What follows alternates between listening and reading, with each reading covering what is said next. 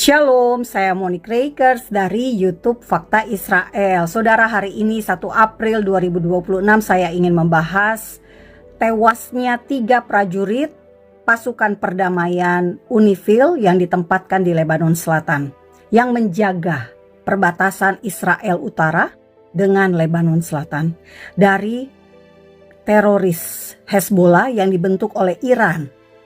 Hezbollah berusaha untuk ikut serta menyerang Israel sejak 8 Oktober 2023. Operasi mereka terhadap Israel Utara dinamakan adalah Operasi Penaklukan Galilea.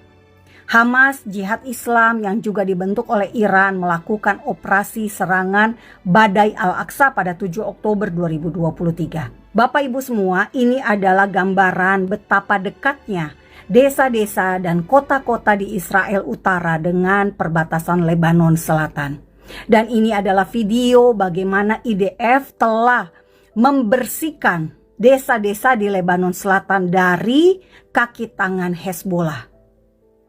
Jadi bukan UNIFIL yang mencegah adanya Hezbollah di Lebanon Selatan, tetapi IDF, tentara Israel sendiri yang harus turun tangan untuk membersihkan desa-desa Lebanon dari penyusupan teroris Hezbollah.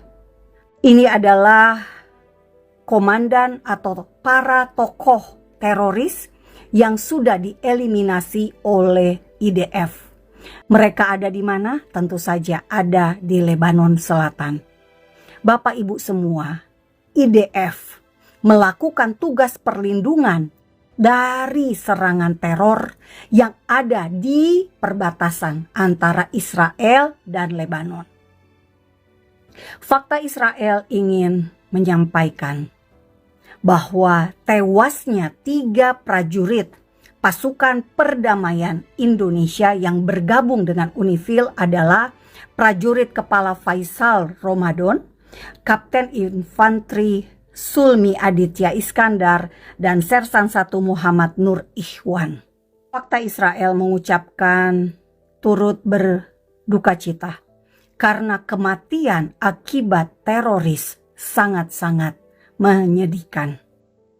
Kenapa Fakta Israel mengatakan bahwa mereka tewas akibat serangan teroris? Bapak Ibu semua, Fakta Israel mengutip dari investigasi IDF, yakni pasukan pertahanan Israel, yang menyimpulkan insiden yang menewaskan pasukan UNIFIL bukan disebabkan oleh aktivitas IDF. Selama sehari terakhir, IDF menyelesaikan peninjauan insiden yang terjadi, yang dilaporkan bahwa pasukan UNIFIL tewas akibat ledakan alat peledak di daerah Bani Hayyan di Lebanon Selatan. Pemeriksaan operasional yang komprehensif menunjukkan bahwa tidak ada alat peledak yang ditempatkan di daerah tersebut oleh pasukan IDF, dan tidak ada pasukan IDF yang berada di daerah tersebut. Jadi Bapak Ibu, pasukan UNIFIL mengalami sebuah kejadian akibat adanya ledakan dari alat peledak yang ditaruh oleh kita tidak tahu siapa pelakunya. Karena apa? IDF menyatakan mereka tidak beroperasi di daerah Bani Hayyan di Lebanon Selatan dan tidak ada pasukan IDF yang beroperasi di daerah tersebut. Saya lanjutkan. IDF beroperasi melawan Hezbollah dan bukan melawan UNIFIL, Angkatan Bersenjata Lebanon atau warga sipil Lebanon. Ini sudah jelas.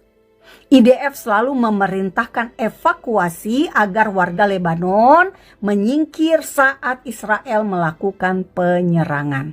Nah, IDF menyerukan kepada UNIFIL untuk menghindari kehadiran mereka di zona pertempuran, di mana IDF telah mengeluarkan peringatan kepada penduduk sipil untuk mengungsi demi keselamatan mereka. Apa yang disampaikan oleh IDF pada jam 3:05 di hari Rabu 1 April 2026. Nah, Bapak Ibu semua, sejauh ini Unifil sendiri juga menyatakan bahwa mereka menyebutkan ledakan yang tidak diketahui asalnya itu.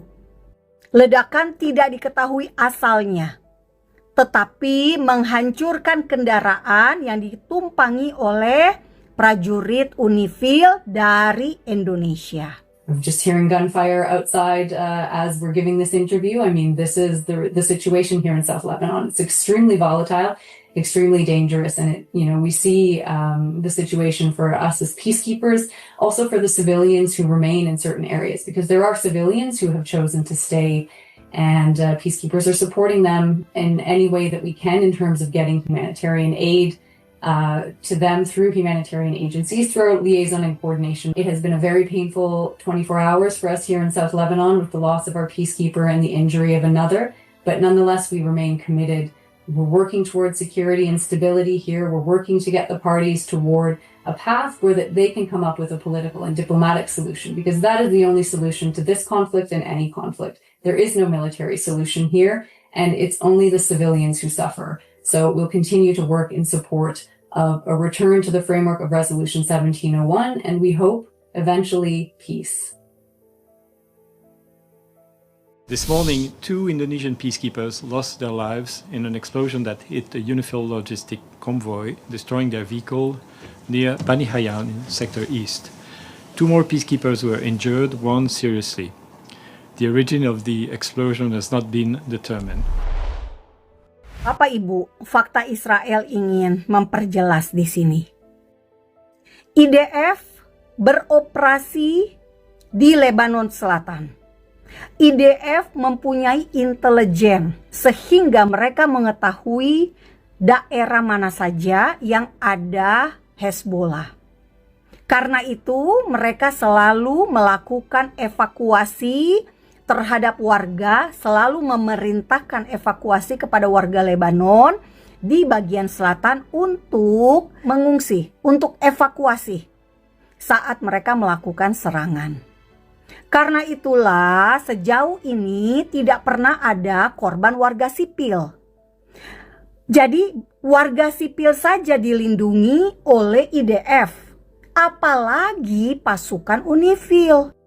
Yang jelas-jelas adalah pasukan penjaga perdamaian, tentu tidak mungkin ditarget oleh Israel. Warga sipil aja bisa menyamar, bisa berkedok sebagai warga sipil, padahal mereka tentu bisa saja menjadi anggota Hezbollah atau berkomplot dengan Hezbollah. Nah, warga sipil Lebanon Selatan saja diperintahkan evakuasi. Artinya, Bapak Ibu, Israel tidak akan sembarangan dalam melakukan serangan. Dan perlu Bapak Ibu ketahui, peperangan, pertempuran yang terjadi di Lebanon Selatan itu juga menewaskan tentara IDF. Sejauh ini ada 6 orang tentara IDF yang menjadi korban. Artinya apa? Sangat-sangat banyak tantangan yang dihadapi oleh IDF. Dan kemudian Bapak Ibu perlu ketahui, Hezbollah juga telah mengambil alih desa Kristen yang namanya Kausah. Fakta Israel katakan ini mengambil alih karena mereka bisa meluncurkan roket dari desa ini. Desa ini dipakai untuk apa? Untuk menyerang Israel, sehingga kemungkinan besar Israel bisa menyerang desa ini yang notabene adalah desa Kristen. Jadi Bapak Ibu, kita jangan mau diadu domba oleh teroris dan para pendukung teroris. Kita harus jelas musuh kita adalah teroris siapapun latar belakang agama, suku, dan golongannya. Am Israel hai, bangsa Israel hidup, damai hanya bisa terwujud jika tidak ada teroris. Pastikan Bapak Ibu mengikuti YouTube Fakta Israel karena kami, Fakta Israel, tidak ada di Facebook dan Instagram.